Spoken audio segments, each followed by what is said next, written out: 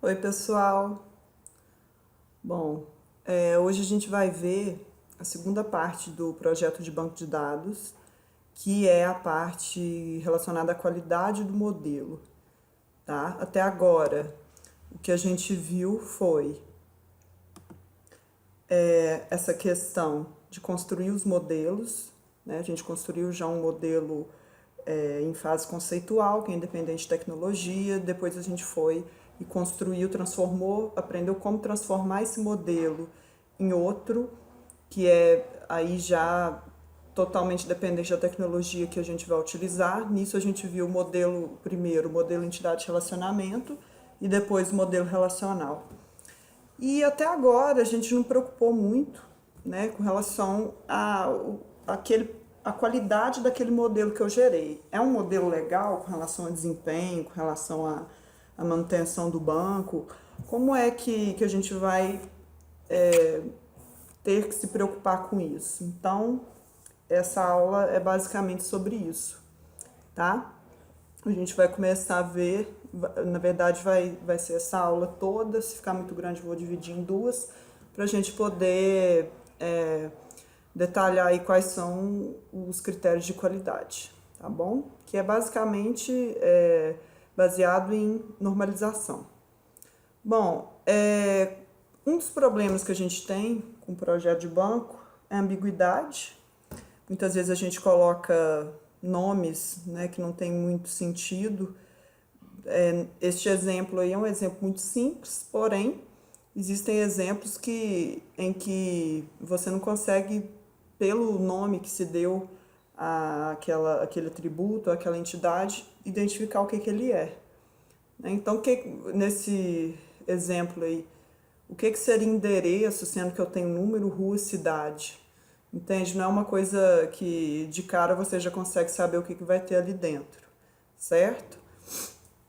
Enfim, isso é uma das preocupações, você definir da melhor forma possível os seus atributos de forma padrão, né? Igual a gente vê aqui, ID, se, nome, se seria nome do cliente, rua do cliente, número do cliente. Esse é apenas um exemplo simples, mas que a gente tem que ter essa preocupação, tá? Outro problema muito normal de se ver seria com relação à repetição que é desnecessária de registros. Porque, na verdade, você coloca informações em uma tabela que não estão relacionadas diretamente com o contexto daquela tabela, tá? Nesse exemplo aqui, a gente está colocando na tabela empréstimo informações pessoais de cliente, né? Então, vocês vejam que, vamos supor, para cada empréstimo que o João for fazer, o que vai acontecer? Basicamente, o que a gente vai ter é que... Só um minutinho aqui, a bateria tá acabando, vou reconectar. Então, basicamente, o que a gente vai ter é essa repetição. Cada vez que ele for fazer um empréstimo, você vai repetir essas informações dele nas tuplas, o que não é desejável, né? Por vários motivos que a gente vai ver aqui. Essa questão, principalmente da repetição, tem a ver com relações com baixo nível de coesão. Na verdade, é isso que significa você estar repetindo informações, né? Não repetindo, mas o que vai ocasionar seria o que vai ocasionar um nível de coesão baixo é essa repetição de informações e também a falta de relação entre as informações que estão ali. Nesse caso aqui, por exemplo, a gente tem uma relação, uma tabela pessoa e tem várias coisas que não são de pessoa nela. Exemplo, matrícula e curso, titulação e salário. Isso aqui, por exemplo, seriam coisas de uma outra entidade relacionada, por exemplo, a um empregado e não a pessoa em si, né, que seria uma entidade mais genérica. Matrícula e curso também poderia ser aí um aluno, né, que poderia estar matriculado aí nesse sistema, supondo aí que esse titulação e salário aqui seja de professor, por exemplo. E aqui a gente tem as informações que são deles, que são de pessoa mesmo. Enfim, não é desejável que a gente tenha esse tipo de relação com baixo nível de coesão, porque isso dificulta a manutenção, isso repete informações e isso é totalmente desperdício de espaço, totalmente não desejável. Então, basicamente, com relação à diretriz de qualidade, a gente precisa se preocupar com esse significado de cada nome que a gente dá aos atributos e às relações, né? E com a separação dos atributos, a separação deles em entidades que sejam realmente cabíveis ali. A gente evitar essa repetição de informação nas tabelas, né? Que significa tudo aquilo que for específico de uma entidade, a gente coloca nela e não coloca informações pessoais naquelas relações que você vai estar, por exemplo, definindo um relacionamento entre outras duas. Nesse caso, nessa tabela, você não precisa ter informações pessoais de cada uma das entidades, você teria somente as chaves delas.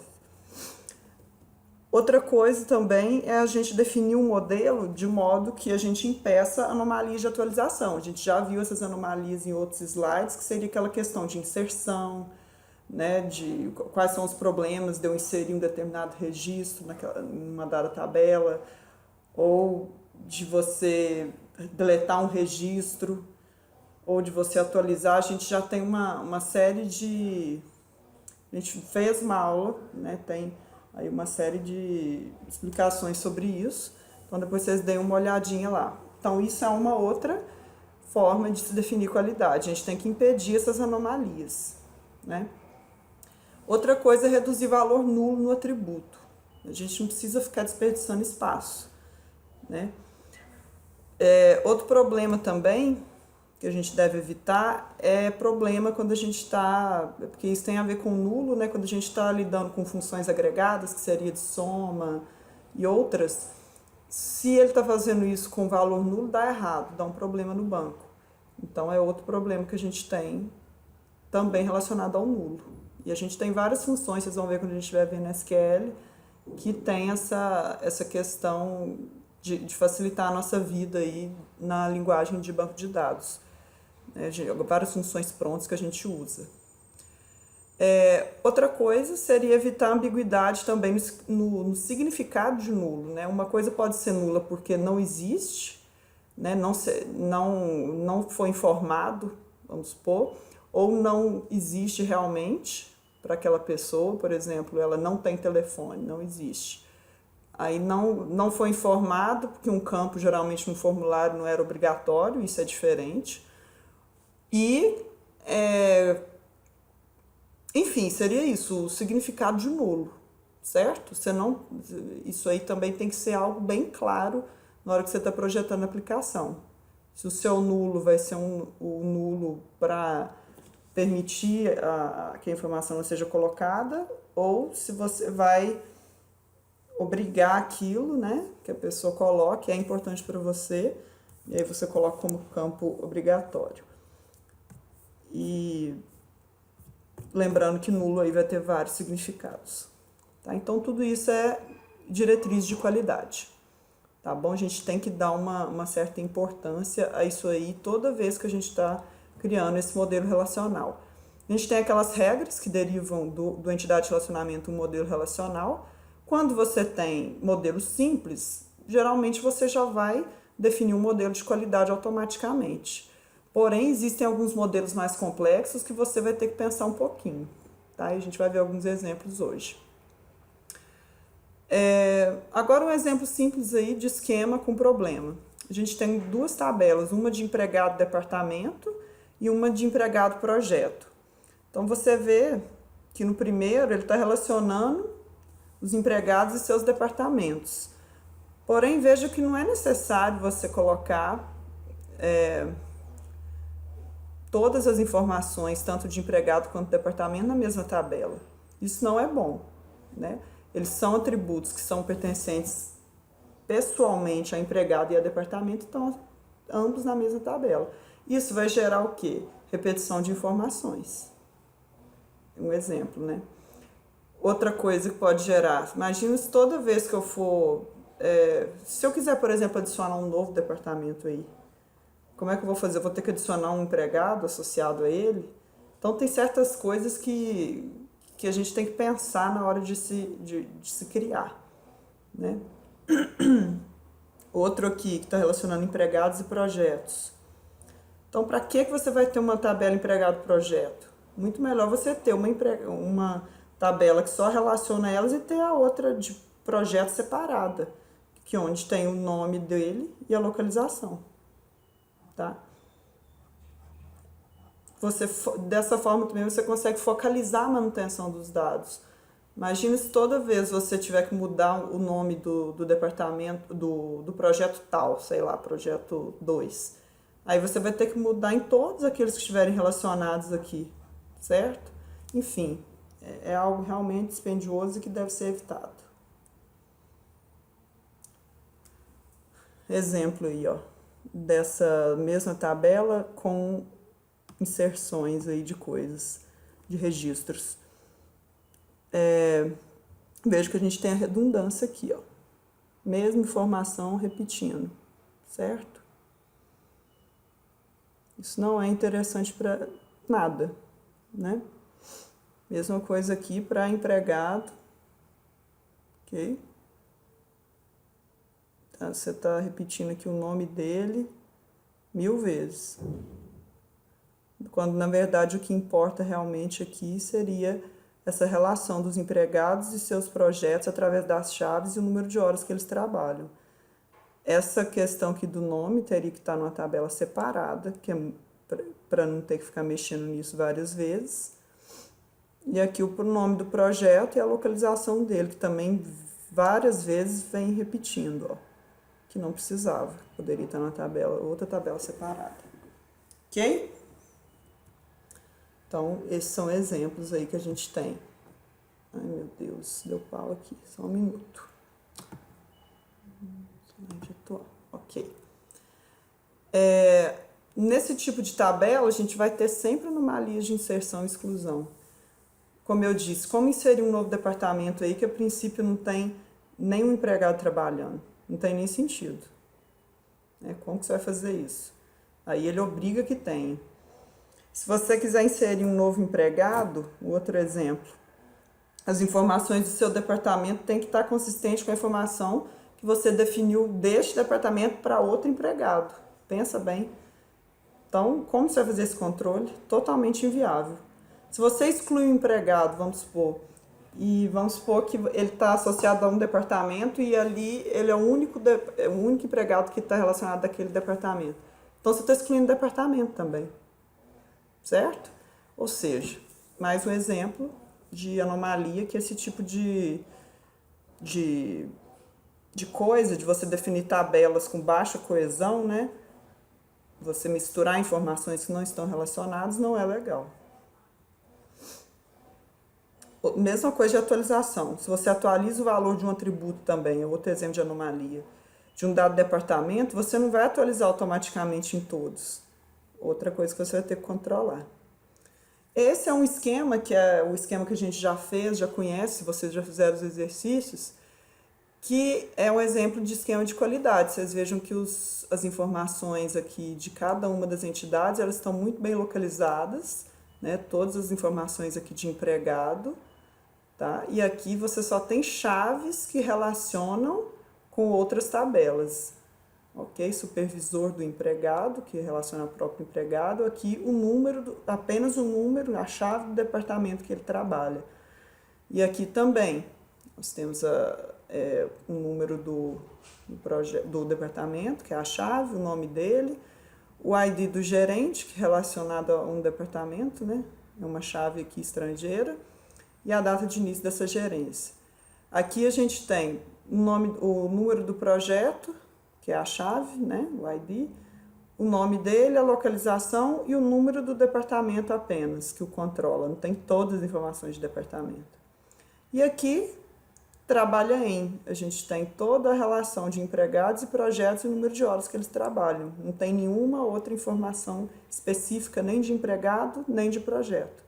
E aqui é uma outra puramente gerada, né, a partir de um atributo multivalorado, que seriam as localizações de departamento, né, que aí você consegue gerar aí uma tabela de números, os números relacionando todos os departamentos, né, a chave de departamento, e o nome da localização. No caso aqui, seria o nome do atributo multivalorado, lá no modelo entidade de relacionamento. Isso aqui também não vai ter problema algum, tá bom? Enfim, esse é um exemplo de um esquema que segue aí as diretrizes, que não vai ter esses problemas de anomalia, ok? Agora a gente vai aprender como que a gente define de forma mais formalizada o processo de você construir um banco que atenda a esses critérios de qualidade, tá? O que a gente chama aí de normalização. O que a gente vai definir são formas normais que vão evitar aí, né, esses problemas, minimizando as redundâncias e as anomalias de atualização. Na verdade, a gente tem algumas formas normais, as principais são as 3 primeiras, tá? E que são as mais aplicadas na prática. Se você já conseguir definir nas 3 primeiras formas normais, a gente já tem um projeto muito bem definido, tá? Na maioria dos casos. O que seria a primeira forma normal? É um domínio atômico. Então, todos os elementos são indivisíveis. Você não pode ter atributo nem composto, nem multivalorado. Tá bom? Simples assim, essa é a primeira regra. Agora, para a gente poder introduzir as 2 outras formas normais, a gente tem que definir o conceito de dependência funcional. O que seria esse conceito?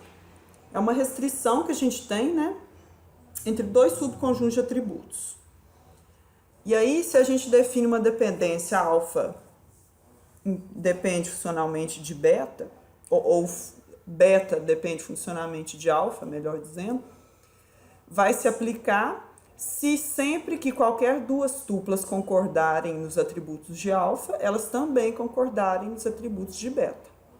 Tá? Então, para qualquer tupla, né, que é o que está falando aqui, se a tupla TI, o valor de alfa dela for igual ao de TJ, então, para essa relação aqui ser satisfeita, o valor de TI em beta tem que ser igual ao valor de TJ em beta, para qualquer IJ.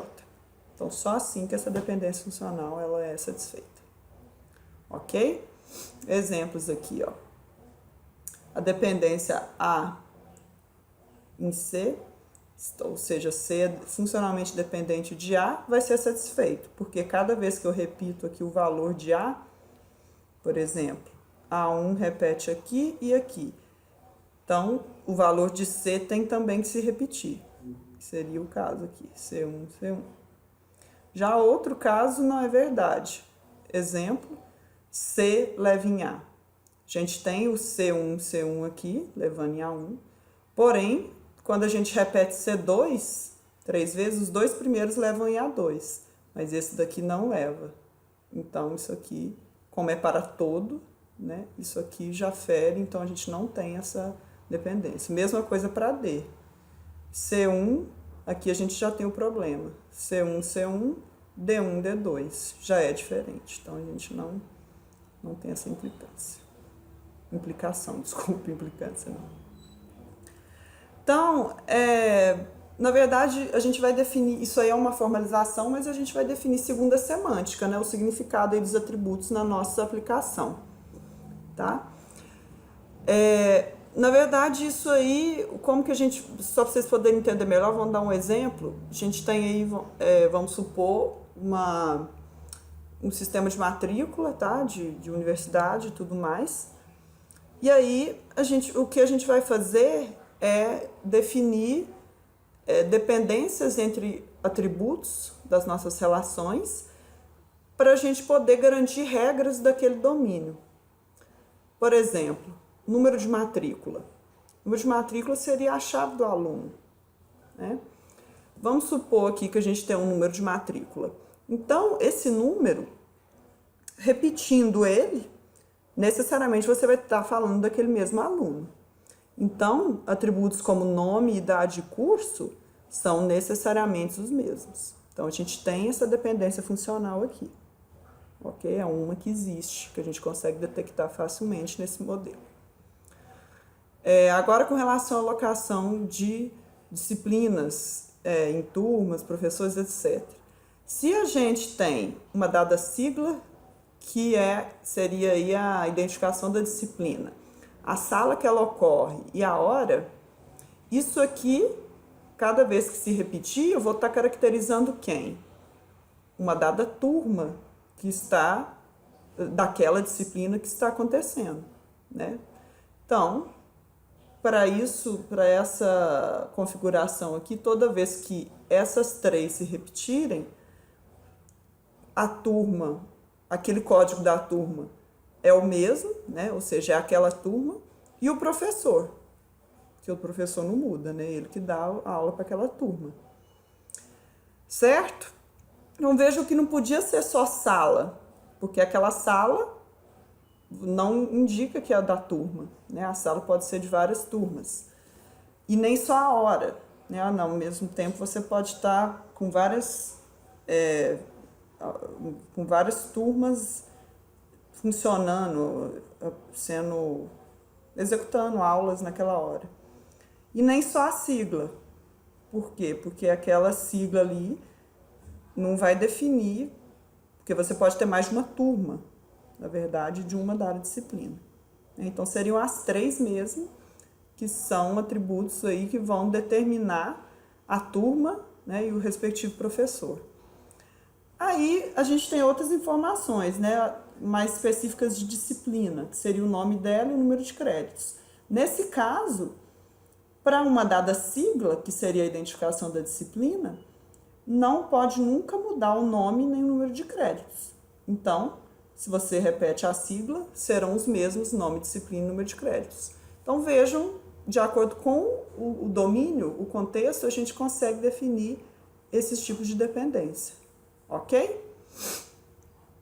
Então, a gente vai definir, nesse caso aí, depois que a gente consegue definir essas informações no nosso modelo, a gente vai verificar aí se essas dependências são satisfeitas. Então, de acordo com o modelo criado, né? E aí que vai entrar as outras formas normais, tá bom?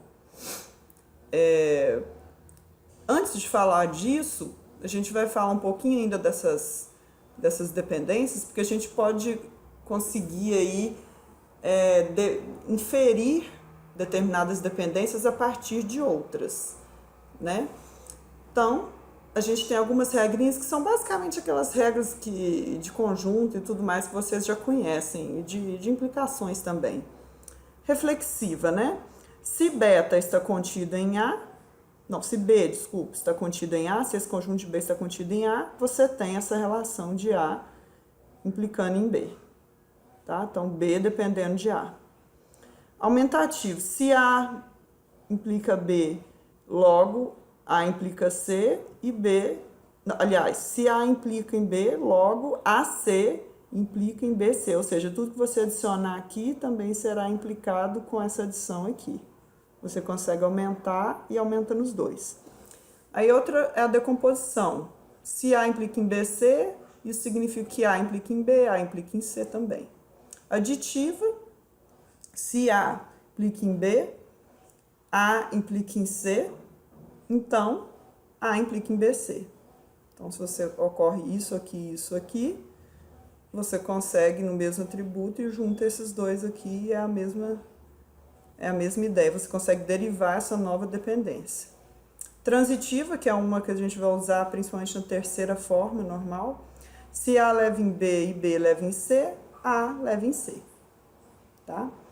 E pseudotransitiva, se A leva em B e BC leva em D, AC leva em D. Então, aqui a diferença é que você adicionou aqui outra parte aqui na regra. Ok? Então, são são propriedades aí que vocês têm que, na verdade, ter na cabeça para poder facilitar na hora de definir essas regras. Né? Essas regras não, essas dependências. Que às vezes elas podem estar escondidas e se você tem essas regras na cabeça, você consegue deduzir. Tá? Alguns exemplos aí que a gente tem de dependências funcionais. Empregado e departamento, empregado e projeto, que seriam aquelas duas, vocês lembram que a gente definiu duas tabelas que têm aí algumas anomalias. Então, algumas dependências funcionais que a gente tem nesse contexto aí, tá? A gente tem a dependência de nome, data de nascimento e endereço, que são informações próprias de empregado. Então, eles são dependentes totalmente do SSN do empregado, que seria a chave, né? Para o mesmo SSN, essas informações têm que se repetir. Outra dependência que a gente pode deduzir aí, como a gente tem número de departamento aqui, e esse número a gente sabe que é o que identifica o departamento, e a gente tem outras informações dele aqui, a gente sabe que existe número para essas outras informações. Por quê? Porque para o mesmo número, né, para o mesmo departamento, o nome dele e o gerente serão os mesmos. Então, a gente tem essa outra aqui. Certo? Dependência funcional, aqui agora empregado e projeto. As horas de um empregado dependem de quem é o empregado e do projeto que ele trabalha. Então, essas dois atributos aqui implicam em hora. A hora depende da junção desses dois atributos, da relação desses dois atributos. Já nome, seria nome do empregado, e P-nome, nome do projeto, eles não dependem dos dois juntos. O nome do empregado depende somente de parte aqui dessa chave, que seria o SSN. E o nome do projeto, nome do projeto, mesma coisa, depende somente de parte da chave, que seria P-número, né, o identificador do projeto, assim como localização também. Tá? Então, essas seriam as dependências funcionais que a gente tem aí nesse caso. Com base nisso, a gente pode definir outro conceito que seria de dependência total, parcial, trivial e transitiva. Então, se a gente tem, vamos supor que a gente tem os conjuntos de atributos x e y, tá? E a gente tem um dado atributo qualquer que pertence a x, ao conjunto x.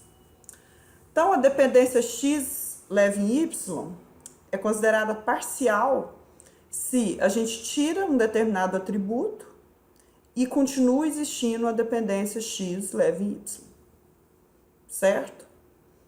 Isso é ou o que se pode dizer é que você é dependente parcialmente, y é dependente parcialmente de x, vamos supor. Por outro lado, se você tira esse atributo, um atributo qualquer aí, e essa dependência não existe mais, então a gente diz que y é totalmente, funcionalmente, totalmente dependente de x, vamos falar assim, tá bom? E a dependência trivial, x levando em y, ela é trivial desde que y esteja contido em x. Ok? Isso aí a gente está definindo formalmente, mas vocês vão ver que é fácil na hora que a gente vê os exemplos. Tá? X levando em y é uma dependência transitiva se existir um dado conjunto de atributos z, no qual x levando em z e z, x levando em z, você existir também z levando em y. Tá? Então, aí a gente consegue definir x levando em y, pelaquela regra de inferência. Nesse caso aí, esse z, ele não pode ser chave candidata, né? Que vocês lembram que chave candidata é tudo aquilo que pode identificar unicamente uma chave primária, né? Minimamente, e nem subconjunto da chave primária. Então, esse z aí não pode ser chave, não, tá? Para ser a transitiva.